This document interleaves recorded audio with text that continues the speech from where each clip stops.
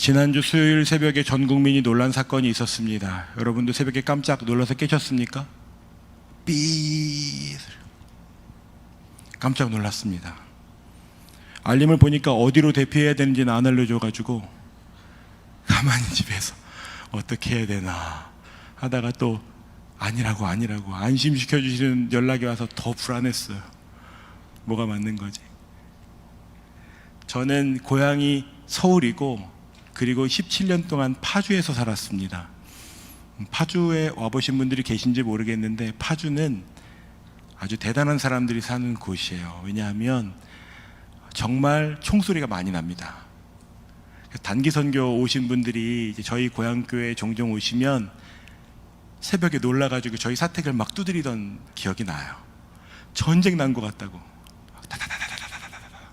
막 군인들이 막 다니거든요. 총 메고. 사람보다 군인들이 조금 더 많은 동네도 많아요. 그러니까 외지 사람들은 그냥 군인들 보면 너무 놀라고 총소리 나면 너무 놀라고. 저도 어렸을 때는 조금 깼었는데 한 10년 넘게 살면 이제 그 소리가 굉장히 ASMR처럼 들립니다. 훈련을 하는구나. 여러분 생각도 해보지 못한 어려운 일을 혹시 만나보신 분 계십니까? 오늘 만약에 2시 정도에 신촌 로터리에 미사일이 한 방 떨어졌다면 아마 온 나라가 난리가 나겠죠. 오늘 본문이 그런 이야기를 그리고 있습니다. 상상해 본 적도 없는 일, 일어날 거라고는 예상도 못했던 일, 아무도 이런 일은 일어나지 않을 거야, 누구도 거기는 그래도 괜찮겠지라고 생각했던 일이 일어났습니다. 예루살렘이 함락된 것입니다. 하나님의 임재가 가득하던 성전이 무너졌습니다. 유다 백성들은 자기가 살던 땅에서부터 쫓김당해서 포로로 끌려가서 바벨론에서 살아가고 있습니다. 이스라엘 백성들은 하나님과 다윗 사이의 언약을 절대로 깨지지 않는 것으로 생각했습니다. 그러니까 우리가 혈통이 깨지지 않는 이상 우리는 절대로 괜찮을 거야. 이 약속하신 땅, 이건 이 땅이 없어지는 건 아니니까 우리가 여기에 살면 하나님과의 언약은 영원할 거야. 하나님이 절대로 깨시지 않겠다고 말씀하셨으니까 괜찮을 거야. 절대로 하나님은 우리를 버리시지 않을 거야 라고 생각했습니다. 특히 제사장들과 선지자들도 왕들도 그렇게 생각했던 것 같습니다. 그 중에서는 바른 길을 가야 한다고, 여호와께 돌아가야 한다고 소리쳤던 선지자들도 있지만 대부분의 이스라엘 백성들은 하나님은 우리를 버리시지 않는다는 것 안에서 안주하면서 아주 방탕하고 우상 숭배를 일삼으며 음란한 삶을 살았습니다. 영적인 지도자들조차도 그렇게 살아가니까 백성들이 그렇게 살아가는 것은 어쩌면 당연한 것입니다. 하나님과의 언약을 하나님이 이루실 수가 없는 지경까지 그것을 온몸으로 거부하면서 살아가는 것입니다. 하나님이 이스라엘에게 기대하셨던 것은 이런 것입니다. 하나님은 이스라엘이 왕정 국가가 되는 것을 사실 원하시지 않았죠. 여러분 잘 아시는 것처럼 사무엘상 기억나십니까? 이스라엘이 우리도 왕을 달라고 얼마나 징징댔는지 몰라요. 하나님께서 그러니까 그래 그럼 너희에게 왕이 있도록 해줄게. 대신 그 왕은 왕 자신과 백성들이 나에게 나와야 해, 내 음성을 들어야 해 라고 말씀하셨습니다. 하나님은 이스라엘의 왕을 통하여 그 왕이 통치하는 하나님의 나라를 통해 주변에 있는 나라들이 하나님이 통치하는 나라는 다르구나 라는 것을 경험하고 알아 하나님께 돌아오기를 바라셨습니다. 하나님께서 어떻게 그 이스라엘 백성들이 하나님을 경외하는지를 보고 하나님을 경외하며 살아야 되는 거구나라는 것을 다른 사람들도 알게 하시고 싶었습니다. 제사장들을 통해서는 백성들이 하나님께 나아올 수 있도록, 선지자를 통해서는 하나님이 무엇을 원하시는지를 온 이스라엘이 알게끔 하나님이 얼마나 많은 사람들을 보내셔서 말씀하시고 돌이키게 하시고 너 그거 잘못된 것이라고 나에게 돌아오라고 말씀하셨는지 모릅니다. 그런데 이스라엘의 하나님의 마음을 살피는 사람들은 점점 적어져 가는 것 같습니다. 오늘 저희가 함께 읽은 본문의 시간으로부터 약 100년 전에 호세아서에는 이렇게 기록하고 있습니다. 함께 한번 말씀을 읽어볼까요? 호세아서 4장 6절과 9절입니다. 내 백성이 지식이 없으므로 망하는도다. 내가 지식을 버렸으니 나도 너를 버려 내 제사장이 되지 못하게 할 것이요. 내가 내 하나님의 율법을 잊었으니 나도 내 자녀들을 잊어버리리라. 장차는 백성이나 제사장이나 동일함이라. 내가 그들의 행실대로 벌하며 그들의 행위대로 갚으리라. 하나님의 이 상처가 느껴지십니까? 이스라엘 백성이 돌아올 수 있도록 하나님이 기회를 안 주신 것이 아닙니다. 죄지었어? 너흰 끝이야 라고 하나님께서 단번에 이스라엘 백성을 심판하신 것이 아닙니다. 오히려 수많은 기회를 주시고 수많은 사람들에게 어떻게 살아가야 하는지를 알려주시고 가르치시고 인도하시고 도우셨는데 돌이키지 않는 것입니다. 왕과 제사장들과 선지자들이 하나님을 경외하지 않자 그것은 백성들에게 그대로 전수되었습니다. 그 결과가 바로 참혹한 오늘 예루살렘 성이 다 함락당하고 선민이라고 자신했던 이스라엘 백성들이 포로로 끌려가는 일이 일어나는 것입니다. 이 예루살렘의 함락은 역사적인 사건입니다. 성경에서도 열왕기하 25장, 예레미야 39장, 예레미야 52장, 역대하 36장에서 모두 다 기록합니다. 아주 순서대로 동일하게 기록하고 있습니다. 예루살렘이 포위되었고 기근이 찾아왔고 왕과 군대는 도망쳤고 왕궁과 성전은 불탔고 성벽이 허물어졌고 거주민들은 끌려가고 성전이 약탈되고 지도자들이 처형되는 일, 이러한 일이 그대로 일어납니다. 하나님의 임재가 가득한 그 땅에 자신들이 자랑했던 그곳에 지금 어떠한 영광도 남지 않은 채로 왜 우리에게 이런 멸망이 찾아왔는지 그것에 관해 우리에게 알려주고자 기록한 사람이 바로 오늘 우리가 보고 있는 예레미야 애가의 저자입니다. 예레미야 애가의 기본적인 정서는 슬픔입니다. 화면을 한번 보시면 1장과 2장과 4장을 시작하는 단어는 모두 다 슬프다라고 하는 탄식입니다. 사실 저건 원어로는 슬프다라는 말도 아니고, 여러분 너무 슬플 때 아이 슬퍼 이런 말이 나오십니까? 너무 슬프면 숨이 턱 막히는 것입니다. 그런 한숨, 그것이 지금 이 저자가 1장과 2장과 4장에서 나란히 쓰고 있는 슬픔입니다. 그리고 저자의 이름 뒤에 그래서 애가라고 하는 슬픈 노래라고 하는 단어가 붙은 것입니다. 저희는 한글 성경으로 이것을 보니까 이것이 산문인 것처럼 느껴지지만 저자는 이것을 아주 치밀하게 5장 중에 3장을 제외한 나머지의 장은 히브리어 알파벳과 같은 22구절로 그리고 그 알파벳 순서대로 기록하였습니다. 3장은 그것을 더 강조해서 3배 강조해서 66구절로 기록하였습니다. 그러니까 지금 이것은 하나의 노랫말, 하나의 시입니다. 그 시 안에 유다의 패망과 예루살렘의 함락과 성전이 파괴되고 약속의 땅에서 우리가 추방하게 된 것을 슬프게 노래하고 있는 것입니다. 역사적으로 전통적으로 예루살렘이라고 하는 땅은 함락이 불가능한 도성으로 여겨졌습니다. 왜냐하면 첫 번째로는 그 이유가 그 지역 자체가 천혜의 요새이기 때문입니다.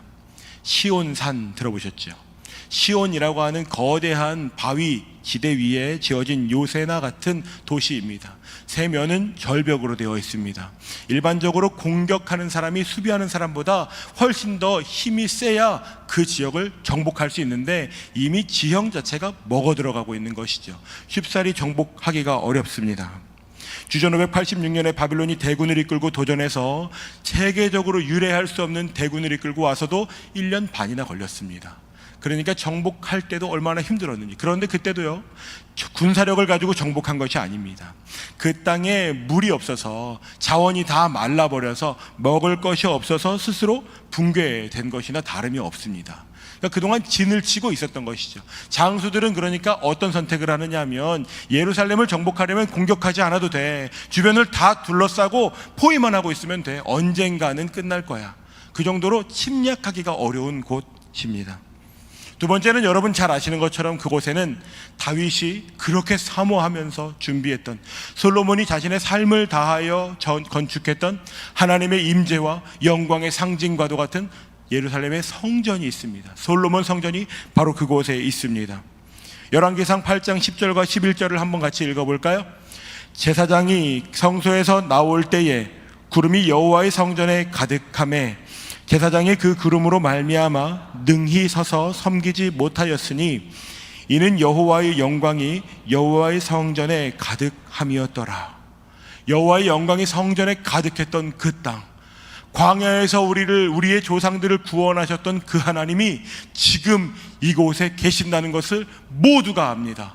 누가 굳이 설명하려고 하지 않아도 하나님이 살아서 우리와 함께 하신다는 것을 모두가 알 수밖에 없는, 정말 하나님의 현현이 보이는 그 놀라운 임재의 땅, 그곳이 바로 이 예루살렘입니다. 하나님께서 그곳에서 다윗과 언약을 맺으셨고 다윗의 후손들이 영원히 이스라엘을 통치하게 될 근간이 바로 이곳입니다. 세 번째가, 그래서 예루살렘, 이곳은 바로 언약의 상징입니다. 이 땅은 주전 701년에 아수르의 사네립이라고 하는 사람이 대군을 이끌고 한번 공략하려고 왔던 적이 있습니다. 세계적으로 보면 그건 이미 끝난 전쟁이나 다름이 없습니다. 그런데 사네립이 실패를 경험합니다. 그때 이스라엘 사람들이 느꼈습니다. 진짜 이곳은 난공불락인가 보다. 하나님이 정말 이 땅은 정복하지 못하게 하셨나 보다. 그런 것이구나 라고 느꼈을 것입니다. 그러니까 이 사람들은 대단한 군사들이 와도 정복하지 못하는 땅, 이유가 뭘까? 하나님의 임재와 하나님의 약속과 하나님의 언약이 함께하는 곳, 심지어 지형 지물조차도 우리를 도와주는 곳, 그러니까 절대로 무너지지 않을 성이야 라고 생각했을 텐데, 그들은 그러니까 예루살렘 성이 무너지고 엄청난 충격을 받았을 것입니다. 왜 그럴까요? 그것은 그들에게 하나님이 지신 것 같은 느낌을 줬을 것이기 때문입니다. 하나님이 패배하셨나? 하나님이 이 정도밖에 안 되는 것이었나? 자신들이 어떤 죄를 지었는지, 자신들이 어떻게 언약을 어겼는지는 생각지 않고 하나님이 우리를 혹시 버리셨나? 하나님의 영원한 약속은 시한부족이었던 것인가? 이런 충격에 빠졌을 것입니다. 그때 저자가 그 충격에 휩싸인 사람들에게 슬픔이 가득한 노래를 불러서 전달하고 있는 것입니다. 오늘 저희가 함께 읽지 않았지만 1절부터 7절까지를 보시면 이스라엘 백성들이 하나님 백성으로서의 정체성을 상실하고 나서 어떤 일이 벌어지는지를 기록하고 있습니다.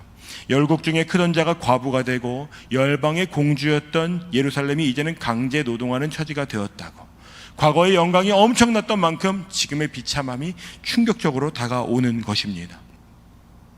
여러분, 왜 이런 일이 일어났는지를 아는 것은 굉장히 중요합니다.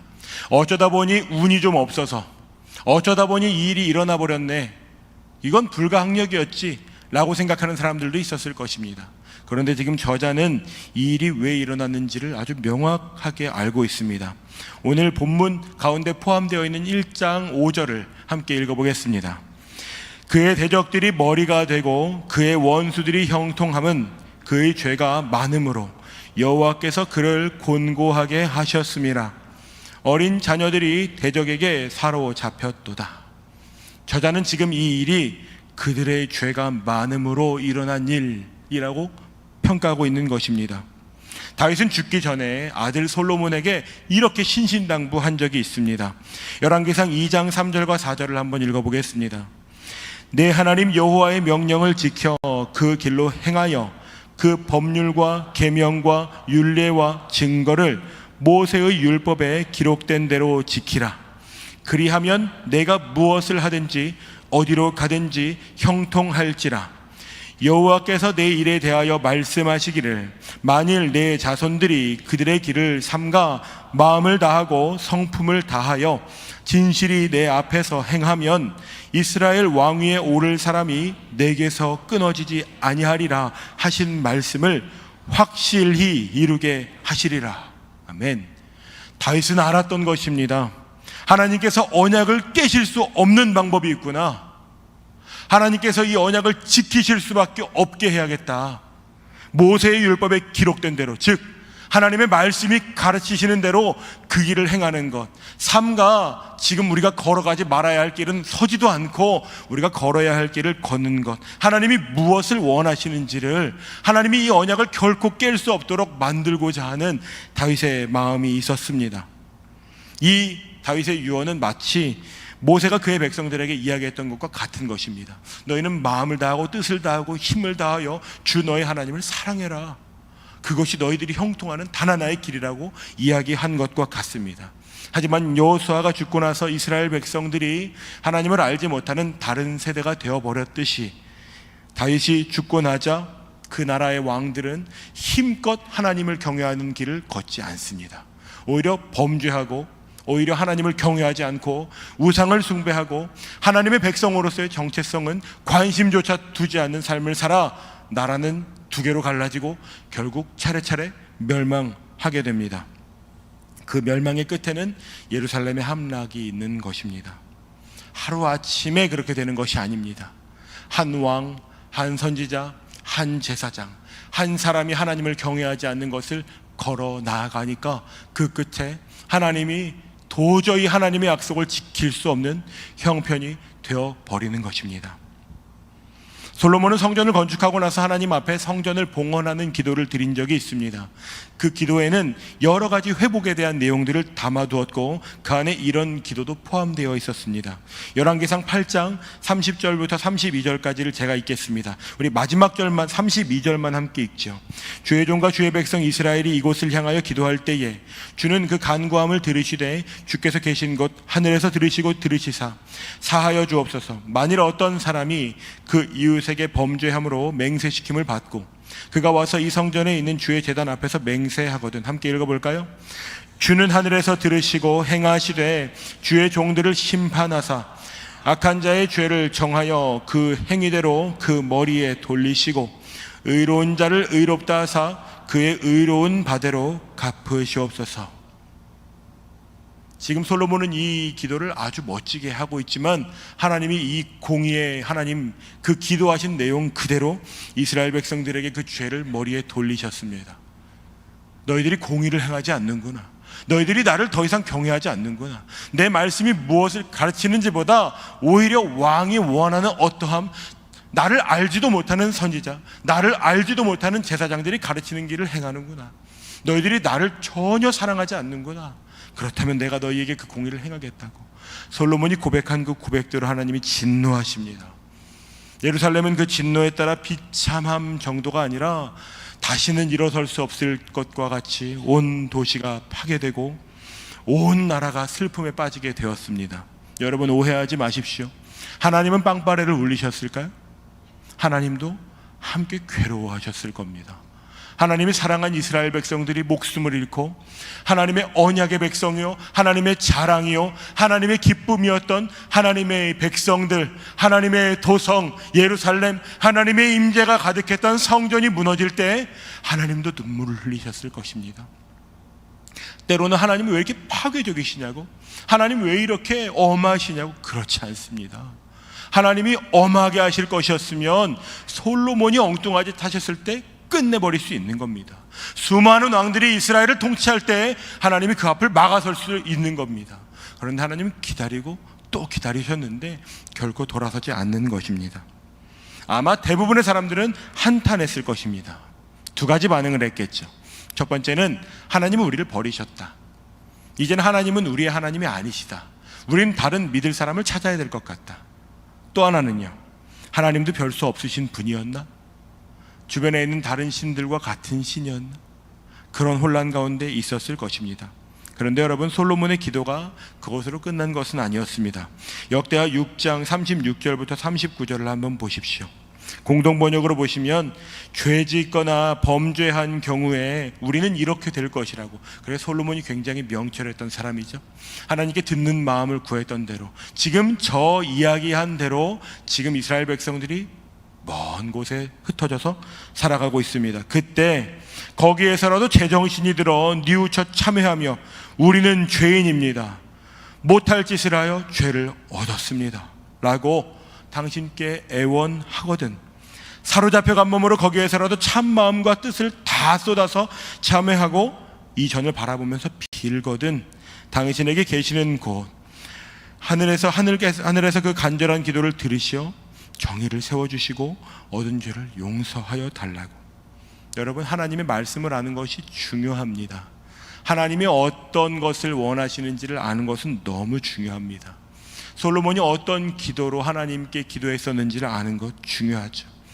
많은 사람들이 여호와 하나님은 우리를 버리셨다고, 이 일은 하나님이 우리를 버리신 증거라고, 예루살렘은 더 이상 재건될 가능성이 없다고 한탄하고 비방하고 침뱉고 조롱할 때 하나님의 말씀 앞에 무언가 기록된 것이 있는 것을 찾아보는 사람에게 복이 있는 것입니다. 여러분, 때로 여러분의 인생에 알 수 없는 일들이 일어날 때 여러분 어떻게 하십니까? 말씀을 붙들고 씨름해 보십니까? 뒤적뒤적 거려 보십니까? 하나님 왜 우리에게 이러한 일을 겪게 하시는지를 말씀 앞에서 누군가 비슷한 상황 가운데 놓여서 하나님의 마음을 구하면서 기도했던 사람의 기도가 있는지 여러분 찾아보신 적 있습니까? 제가 이 솔로몬의 기도를 발견하고 마음에 소망이 생겼습니다. 이것이 끝이 아닐 수 있겠다. 이스라엘 백성들의 오늘이 끝이 아닐 수 있겠다. 여호와 하나님의 말씀 앞에 서는 것이 필요하구나.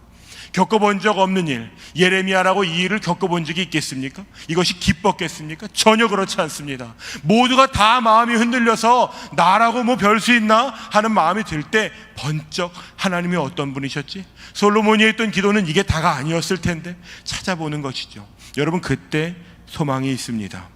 예레미야 애가 1장 9절부터 11절입니다. 오늘 함께 본 말씀이지만 우리 볼드로 되어 있는 부분만 제가 한 번 더 읽어보겠습니다. 여호와여, 원수가 스스로 큰 채 하오니 나의 환난을 감찰하소서. 나는 비천하오니 여호와여, 나를 돌보시옵소서. 지금 예레미야는 여호와 하나님께 도움을 다시 한번 구하고 있습니다. 아무런 밑도 끝도 없이 미천도 없이 하는 것이 아닙니다. 하나님의 사람들 가운데 하나님께 도움을 구하면 하나님 이렇게 도와주십시오라고 기도했던 사람들이 있구나. 내가 그럼 그렇게 기도할 수 있겠다. 내가 비천하다는 것을 인정하고 난 지금 아무런 것도 가지지 못했다는 것을 인정하고 하나님께 도움을 구해야겠다. 그럴 때 하나님께서 나의 소망이시라는 것을 그도 알게 되고 그를 통하여 주변에 있는 사람들이 알게 되는 것입니다. 여러분, 동일한 일을 겪지만 누군가는 그 가운데 상황만을 바라보면서 눈물을 흘립니다. 하지만 누군가는 똑같은 눈물이 흐르지만 그의 눈과 소망의 방향이 하나님을 향하는 사람들이 있습니다. 신명기 말씀에 이러한 약속이 있습니다. 신명기 28장 1절 한번 읽어볼까요? 내가 내 하나님 여호와의 말씀을 삼가 듣고 내가 오늘 내게 명령하는 그의 모든 명령을 지켜 행하면 내 하나님 여호와께서 너를 세계 모든 민족 위에 뛰어나게 하실 것이라. 여러분 가운데 이 말씀을 기억하며 기도하시는 분이 계십니까? 하나님, 내가 그냥 세상 가운데 성공하는 사람, 이 환난을 좀 지나가거나 이 어려움을 잠깐 피하는 삶이 아니라 하나님, 제가 하나님께서 말씀하신 대로 나에게 명령하신 그 명령을 지켜 행하겠습니다. 하나님 약속하시지 않았습니까? 라고 이야기하는 그런 사람이 저희 가운데는 있습니까? 예레미야는 1장 18절에서 이렇게 외쳤습니다. 함께 읽어보겠습니다. 여호와는 의로우시도다. 그러나 내가 그의 명령을 거역하였도다. 너희 모든 백성들아, 내 말을 듣고 내 고통을 볼지어다. 나의 처녀들과 나의 청년들이 사로잡혀 갔도다. 내가 잘못한 것은 아닐지도 모르죠. 그런데 지금 이 일은 결국은 내가 하나님을 경외하지 않은 것이 그 시작이 되었던 것이구나. 그리고 하나님 앞에 그것을 고백하는 것입니다. 눈물을 흘리면서 슬픔 가운데 머물지 않고 하나님께 용서를 구하는 것입니다. 더 나아가서 그는 하나님께 이렇게 도우심을 구합니다. 22절 말씀입니다. 함께 해봅시다. 그들의 모든 악을 주 앞에 가지고 오게 하시고 나의 모든 죄악들로 말미암아 내게 행하신 것 같이 그들에게 행하옵소서. 나의 탄식이 많고 나의 마음이 병들었나이다. 이것은 지금 하나님 복수해 주세요. 나를 힘들게 한 사람들 다 괴롭게 해주세요. 그렇게 힘있게 말하는 것이 아닙니다. 몸이 부들부들 떨리고 지금 내가 하나님 앞에 이런 죄를 지었구나. 이 모든 일, 불타버린 성벽, 끌려가 버린 사람들, 하나님의 영광의 성전이 무너진 것이 나 때문인가? 그렇구나. 하나님 앞에 그 죄스러운 마음으로 그들의 모든 악을 그리고 나의 모든 악들로 나에게 행하신 것 같이 바라옵기는 주님 이것으로 그치지 말아 주십시오 라고 말하는 것입니다. 여러분, 우리와 저자에게 있는 큰 차이가 있다면 그것은 우리는 주로 상황 앞에서 예수 믿지 않는 사람들처럼 반응한다는 것입니다. 저도 그렇습니다. 여러분, 목사라는 직분에 속지 마십시오. 목사는 하나님께서 저에게 맡기신 직분입니다. 하지만 목사는 죄짓지 않는 사람은 아닙니다. 힘든 일이 찾아오거나 어려운 일을 만날 때 목사도 요동칩니다. 그런데 성경 안에 하나님의 사람들은 이렇게 살았던 것 같아요. 어떤 사람들은 처한 상황들 때문에 하나님으로부터 멀어지는 사람들이 있습니다. 만나게 되는 일, 감정, 내 예상과 다른 일을 만나면 이것 봐, 하나님 도와주시지도 않네, 그렇게 멀어져 버리는 경우도 있죠. 혹은 낭망하고 넘어져서 나는 멀어지려고 한 것은 아니었지만 결과적으로는 예배의 자리에서 멀어지고, 셀 모임 때 마음 나누기도 좀 힘들고, 오늘은 갔다가 다음 주에 올게요, 그럴 수 있잖아요. 그런데 여러분, 성경 속의 인물들은요, 처한 상황 가운데에서 눈물이 쏟아져도 그 안에 하나님이 일하시는 것을 발견하려고 몸부림치는 사람들도 있는 것 같습니다. 여러분은 어떤 쪽에 서 계십니까? 물론 우리는 흑백의 논리 아래 있지는 않아서 그 가운데를 줄타기 하죠. 그런데 여러분, 때로는 우리는 세상 사람들처럼 반응할 때도 있는 것 같습니다. 이 모든 일의 근원의 끝에 누가 계시는지, 하나님 앞에 내가 혹시 범죄한 것은 없나? 하나님의 말씀 앞에 내가 그냥 이 정도는 괜찮아라고 여기며 살아갔던 것은 없나? 그런 것을 점검하시는 분은 계십니까? 오늘 나에게 맞닥뜨린 현실 가운데 그것 때문에 하나님 앞에 나아가 보시는 분들은 계십니까? 여러분, 교회에 오셔서 예배하는 것은 대단한 결정입니다. 제가 군 생활할 때 주일 예배를 드리러 가는 것이 힘들다는 걸 태어나서 처음 경험했습니다. 일주일 동안 야근하고 새벽 3시까지 일하고 6시에 출근하는 삶을 살고, 토요일에 당직 근무를 서고 그 다음 날 아침에 퇴근해서 교회 가려는데 전도사였거든요. 찬양인도 해야 됐어요. 교회 안 가고 싶다, 오늘은 쉬고 싶다. 여러분, 그런데 교회에 와서 예배의 자리에 앉아있는 것이 충분치 않다는 것은 아시죠? 여러분, 여기에서 마음에 주신 마음을 가지고 삶의 자리로 나아가실 때 하나님의 뜻을 포기하지 않는 몸부림이 필요합니다. 안 그러면 아주 사소한 것 하나가 우리의 마음을 요동치게 만들죠. 여러분의 예루살렘은 지금 어떠십니까? 여쭤보고 싶습니다. 혹시 여러분의 삶에 무너진 영역들은 계시진 않습니까? 예전에는 참 당연하게 할 수 있었던 것들이 지금은 좀 어려운 것들은 계시지 않습니까? 하나님이 우리에게 허락하시고 부어주시고 싶으신데 내가 하나님을 경외하지 않거나 하나님을 기뻐하지 않거나 하나님이 원하시는 방향을 향하여 나아가지 않아서 하나님이 손을 놓으실 수밖에 없는 영역들이 여러분 가운데 계시진 않습니까? 혹시 그 문제들을 가지고, 여러분의 삶에 있는 어려움들을 가지고 하나님을 원망하는데 여러분의 삶을, 젊음을 쓰시는 분들은 계시지 않습니까? 무너진 곳이 보이지 않는 분들 혹시 계십니까? 나는 괜찮아. 바리새인들은 자기 자신을 그렇게 생각했어요. 나는 누구보다 하나님의 마음을 잘 아는 사람이야. 그런데 오히려 하나님께서는 맹인된 자가 보게 될 것이라고, 나는 본다라고 말하는 사람은 오히려 맹인같이 될 것이라고 말씀하셨습니다. 여러분, 혹시 나는 묵상도 하고 나는 교회도 매주마다 다니고 나는 성경도 꽤 보고 기도도 종종 하고 이 정도면 괜찮지 않은가? 라는 속임에 여러분 무감각하게 계시는 분은 계시지 않습니까? 아니면 여러분, 혹시 교회와 나라와 민족을 위해서 오늘 저자처럼 기도하시는 분은 저희 중에 계시지 않은지 여쭤보고 싶습니다. 오늘 저자가 저희에게 경고하는 것은 여러분 이것입니다. 하나님을 떠나는 것, 하나님의 영광의 땅이 파괴되는 것은 하루아침에 누군가 한 명 때문에 일어나는 일은 아니라는 것입니다.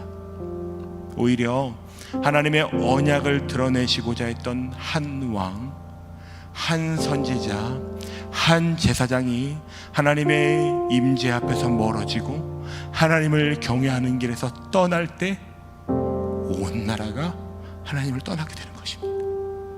여러분 잘 들으십시오.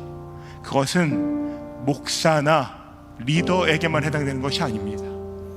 베드로후서에 이렇게 기록되어 있지 않습니까? 너희는 왕같은 제사장이요, 너희는 거룩한 나라요, 너희는 그의 소유된 백성이니. 그 너희 안에 해당되지 않는 분이 이곳에 계십니까? 하나님께서는 우리 모두를 왕같은 제사장으로 부르셨습니다. 그렇다면 다시 말하면 여러분 한 분이 하나님을 경외하는 길에서 멀어지면 하나님 나라의 소망이 끊어지게 될 것입니다. 나는 괜찮다는 것으로부터 안주하지 마십시오. 목사가 여러분을 천국 보내지 않습니다. 리더가 여러분을 하나님의 나라로 인도하지 않습니다. 결국 여러분 한 분 한 분이 모여서 주 예수 그리스도의 몸된 교회가 하나님의 얼굴을 구하고 하나님의 경외하는 길을 걸어갈 때, 그때 하나님이 하나님의 언약을 결코 깨실 수 없는 다윗에게 약속하셨던 그 약속을 우리에게 이루시는 것입니다. 오늘 그 하나님의 울부짖음 앞에 오늘 이 예레미야가 기록한 것과 같이 눈물을 흘리면서도 하나님의 도우심을 구하면서 나아갈 분이 계십니까? 저희 안에 그런 분들이 많이 일어나시면 좋겠습니다. 내 인생의 성공이나 내 원수 같은 누군가를 갚아주십시오, 그런 기도하는 것이 아니라 하나님, 내가 그 죄악의 시작이군요, 하나님 나 때문에 이런 일이 일어나는 것이었군요, 제가 오늘 하나님 앞에 다시 나아가겠습니다, 우리를 기억하여 주시옵소서, 주여 우리를 돌아보아 주시옵소서. 그러한 울부짖음 가운데 거할 때 하나님께서 하나님의 역사를 그 무너진 자리 가운데에서 새롭게 시작하실 것입니다. 하나님의 음성이 끊어진 400년 이후에 하나님은 성전에 거하시지 않았습니다. 오히려 광야에 외치는 자의 소리를 통하여 천국이 가까이 왔다고, 회개하여 천국에 이르라고 그렇게 외치시는 하나님의 마음이 향하는 곳이 있습니다.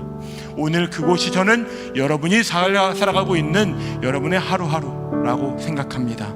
그 하루를 주님을 경외하며 주님을 동행하는 그 귀한 결단으로 살아내시는 우리 모두가 되시기를 주님의 이름으로 축원드립니다. 우리 함께 이 찬양을 좀 고백하면서 우리 안에 이 마음을 부어주시옵소서. 우리의 눈에는 다 무너져 버렸고 소망이 없는 것 같고 하나님은 마치 포기하신 것 같은 그 상황에 하나님 다시 우리에게 찾아오시옵소서. 우리는 오늘도 여전히 하나님의 도우심이 필요합니다. 주님 우리에게 찾아와 주시옵소서. 이런 사모하는 마음을 가지고 우리 찬양을 함께 좀 고백하며 나아갑시다. 하나님의